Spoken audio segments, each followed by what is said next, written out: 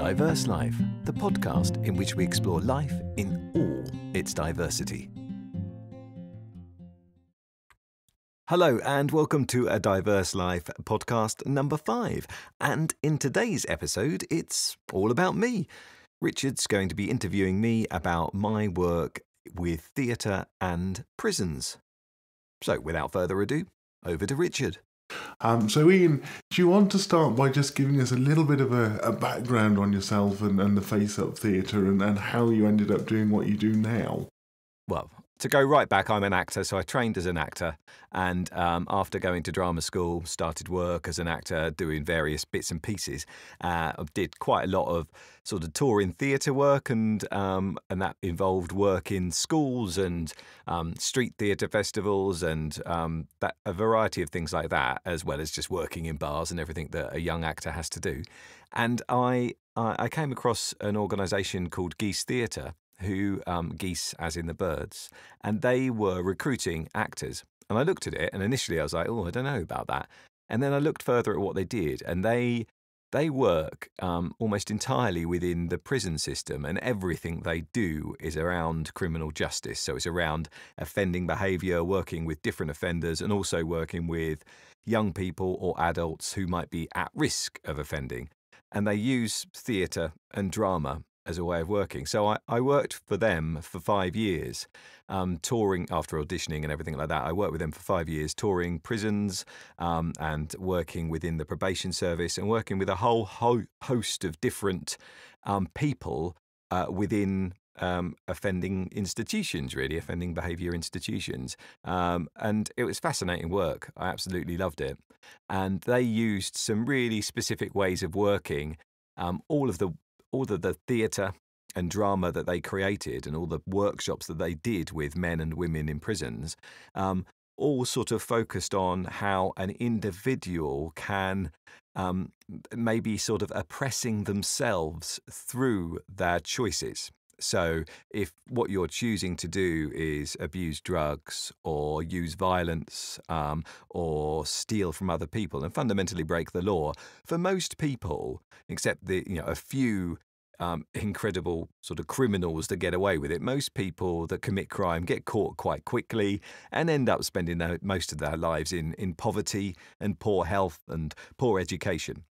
And so really, what the theatre company often did is we would reflect the experiences of those people back at them. So using theatre as a mirror, really, and the characters in the play would be representing the people in the audience, and they would look at their lives played back to them. And part of that was getting them to think about, actually, if I continue to make these decisions, what's the outcome for me? Am I really getting the life that I want?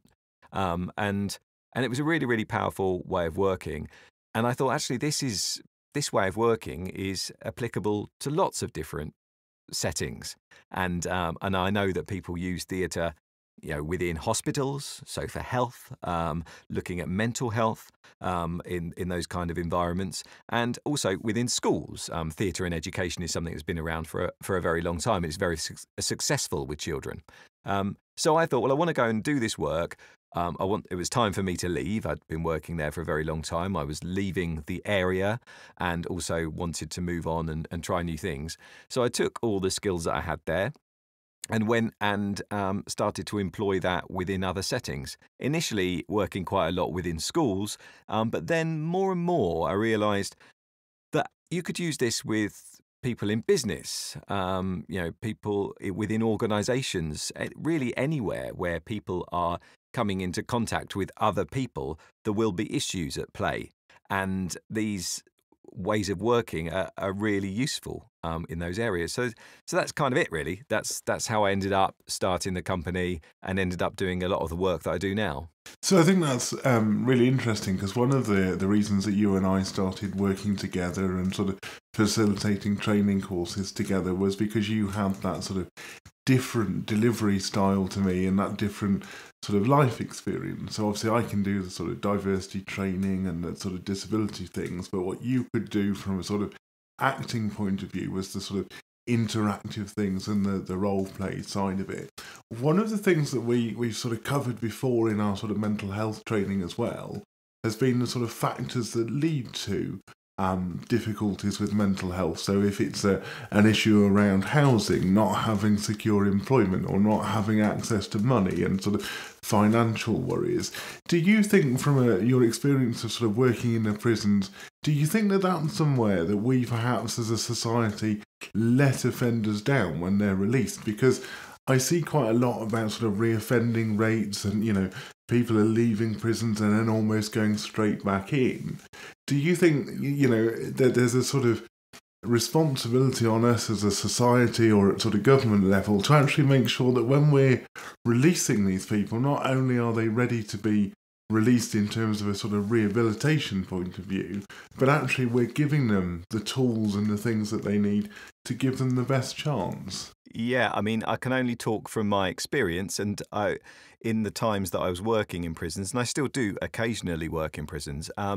And I certainly during that time you met, I mean, even imagining that I wasn't in the same prison every day of the week, I'd be in lots of different prisons across the nation, but I still had experiences over the course of the 5 years where I would go back and see somebody that I'd worked with 2 years previously who were now on a different sentence. And this wasn't an unusual thing to happen. So I think that that regularly happens. People talk about the revolving door of the prison system, and it particularly happens with those people who are maybe slightly younger in their age group, not always the case, but speaking broadly, younger, serving shorter sentences, so sentences that may be between 2 to 4 to 6 years inside. So somebody going in maybe at 20 and coming out again at 22, they're still maybe not mature enough or have had the experience of life to change their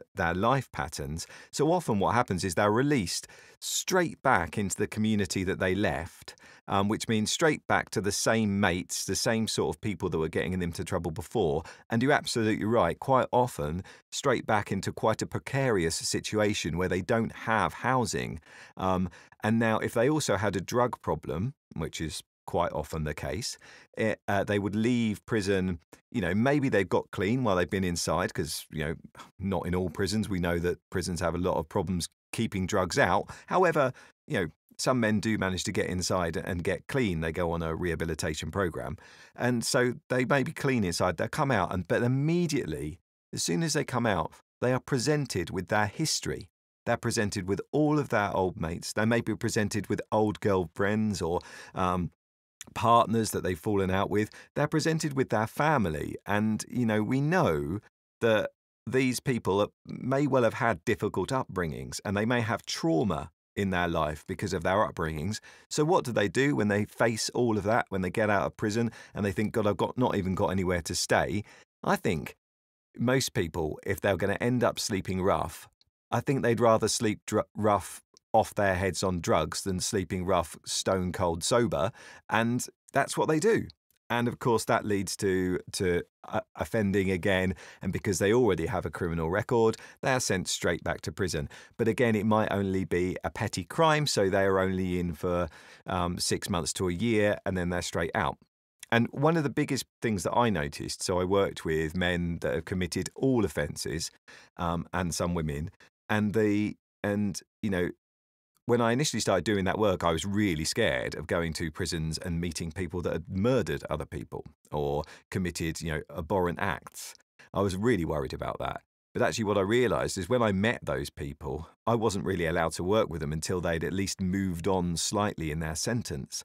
And you meet those prisoners who go through the whole system, hopefully, I don't know if that's still the case, and you might meet them in an open prison where actually they've spent 15 years in prison and they are now beginning to go out on a temporary license, and they spent a long time working on their issues. And those guys are, I would say, far less likely to recommit certainly another murder having left prison. There are psychopaths, but they're quite few, really. Most of the people that committed murder in prison have done it through, violent crime that's gone wrong, or because they've just lost it, or because they were off their mind on drugs and they did something. So when they come to terms with that, and they move on, they're less likely to reoffend.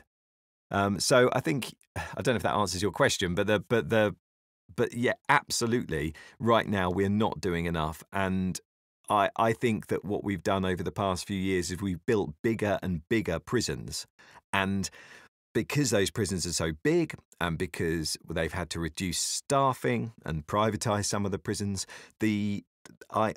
my sense is that it's harder to look after individual people within a bigger system.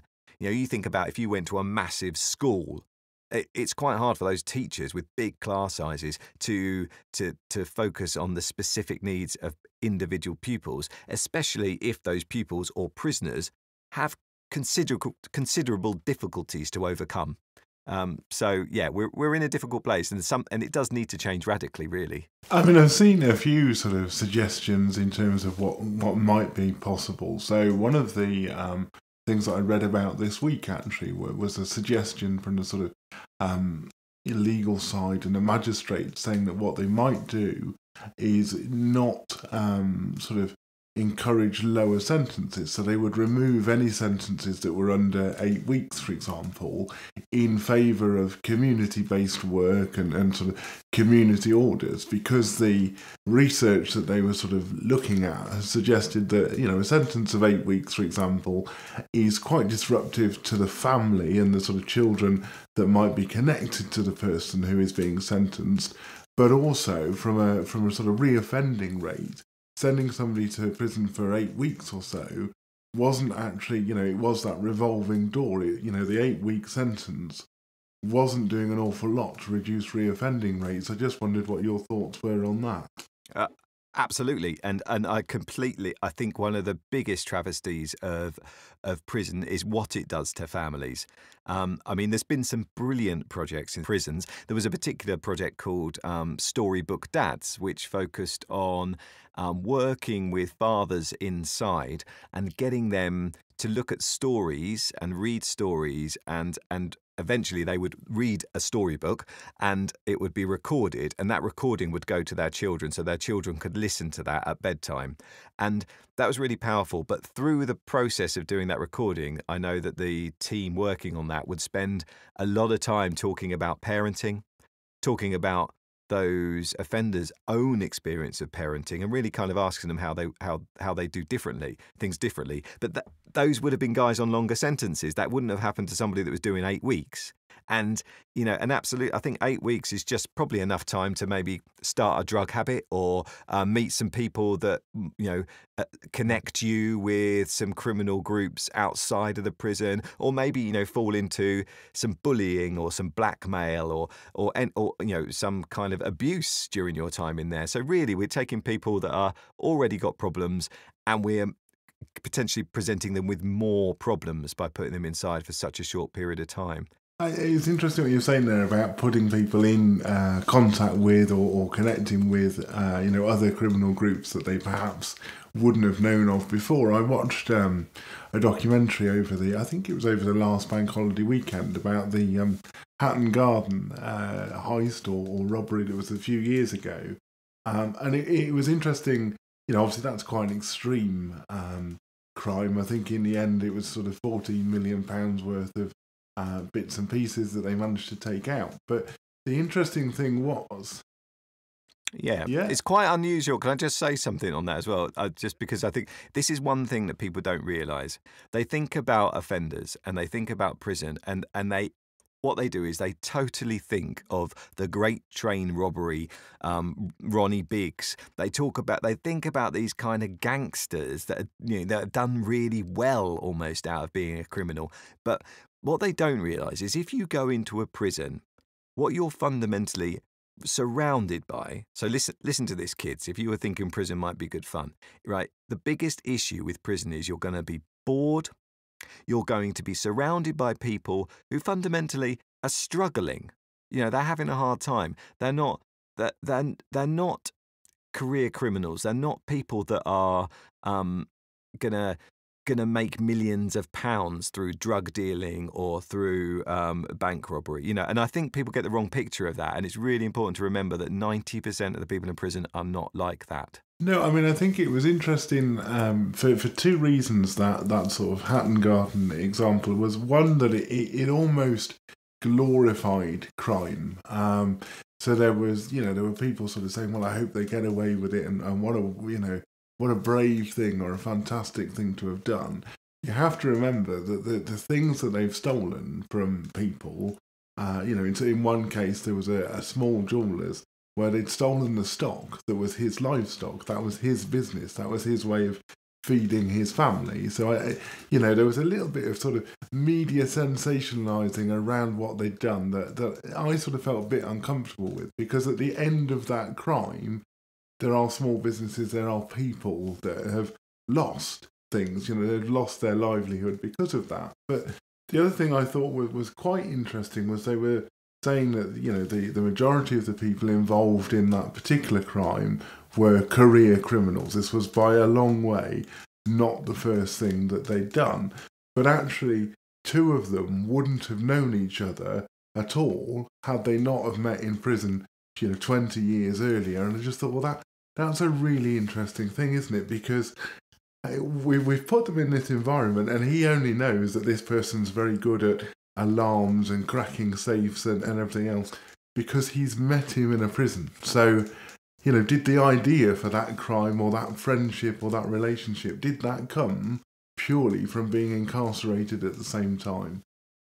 Yeah, potentially that did. I think that is a case. And I think that what you're saying is really interesting about glorifying certain kinds of crime. And I don't think people do that on purpose, but I'm pretty sure that most people place crimes within a hierarchy.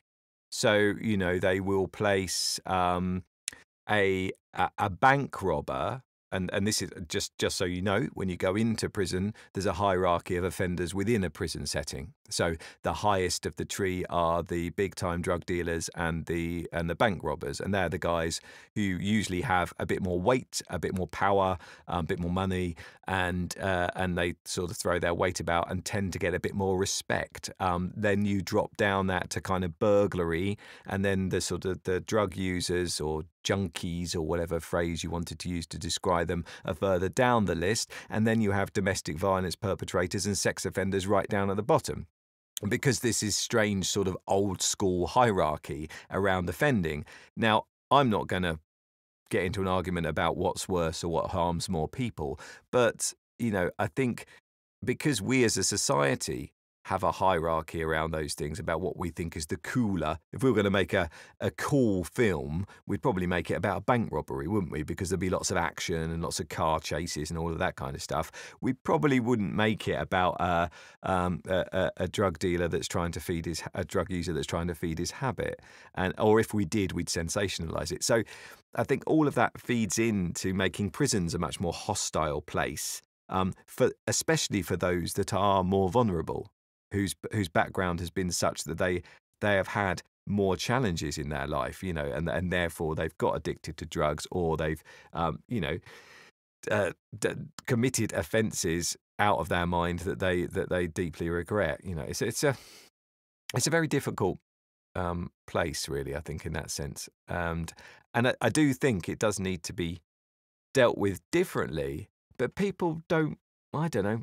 It's interesting, Richard, that you're asking these questions. I know it's not something that you've been involved with particularly, and I think people do tend to want to wash their hands of offenders. They want them to disappear, because I think it's a challenge to us. If we see behaviour like that, we want to push it away because we're worried about the part of us that might have been close to the edge at doing something like that ourselves. We've all lost our temper. We've all at some point said something to somebody we regretted, and most of the time, we've managed to walk away at the right moment, or we've kept ourselves calm. But I'm sure most people have been close to doing something that could have gone wrong, and they could have found themselves in a prison setting. I think it's interesting what you say there about wanting to wash your hands of offenders or people that have gone down that path. What sort of advice would you have for an employer or a business person that's maybe thinking about employing an ex-offender, based on what you've seen and what you've said there? What do you think the obstacles are for these people when they come out of prison and they're trying to get a job? Because my sort of thought process, and maybe I'm wrong, has always been that actually if somebody is released from prison and they are given a job, they're given an opportunity to earn money and therefore, pay rent and sort of get a roof over their head, I always think that would make a massive difference to the individual and their chances of reoffending. But, if you are a person who has come out of prison and you're in front of an employer, you probably are going to get some bias and some discrimination based on your past. So what advice can we give to people if they are thinking about employing somebody with a criminal record? I think that if somebody has got to that stage that they've come to a job interview and they really are actively trying to get work, then that they mean it. They want it to happen. They're not that, you'll be able to tell when you're interviewing somebody, you'll be able to tell if this person is enthusiastic and if they're really thinking about it. And I think if they're just doing it because their probation officer has told them you've got to try and apply for some jobs, then you'll also know that because it won't feel authentic. And I would say I'd say give those people a chance if it feels like they're right, if it feels like they're right for the job. And I think if it's someone that really wants to get on with their life, they'll work hard for you. They really will. They really want to prove themselves. But remember, get to know them. Get to know their life and don't be afraid to ask them questions about what's happened and how have you got to this place? And maybe say to them, what's different now then? I know that you've been, these guys, if they've been in prison for a long time with the state of the prison system at the moment and the lack of investment, they won't have had a chance to do very much. It will be hard for them to go the extra mile to prove to you that they're the right person for the job. I expect in a lot of cases there will be other people turning up that maybe have done more, have got more experience. But you've got to go, well, actually, this person has been in prison for this period of time. So they're not being able to do anything and they're trying to find a way to change their life. And I would hope that people can at least give a little bit of slack for that. But, like I say, have the conversation and be open and say, I'm really worried. I can talk into you here now. I can see that you really want this job, but I'm a bit frightened and a bit worried about what will happen if, you get a customer and you're having a bit of a bad day and they start saying things to you, or maybe they're a bit rude to you. How are you going to manage those feelings that you've had in the past?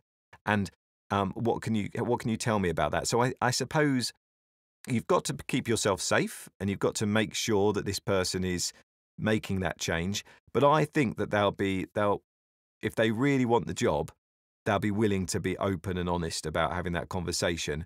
If they're not being open and honest, then that's when the alarm bells need to start ringing for you.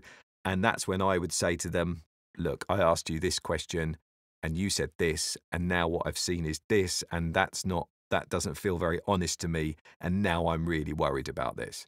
Because I think, there's something to survive in prison, you fundamentally have to lie to get by about yourself, about your background. Most men, when you speak to them in prison, you ask them how they survive. They just say, you keep your head down. You keep yourself to yourself. You don't share personal information. And so part of their rehabilitation is to share more with other people. Yeah, I think there's some really good points there, and it's probably a subject we could spend a lot more time on. Do you think, is there anything you'd want to say as a closing remark or a closing thought on this particular subject? I know we've got plans to cover the sort of prison and rehabilitation service again in future podcasts, but is there anything for this particular one that you think would wrap it up nicely? I think that certainly some prisons, I know that Wandsworth in particular does a lot of things where the public are invited in. I think they also do that locally at Sudbury. I think there's a cafe there and things like that. So, take the opportunity to meet these people And then I think if you take the opportunity to meet these people and go to these places, what you'll realise more than anything else, which is exactly what I realised when I went into prison, is that a lot of these people are just like other people. It's just that they're in prison. A Diverse Life is a Workplace Diversity Solutions and Face Up Theatre co-production, brought to you today by Ian Pringle and Richard Shakespeare. Thanks for listening.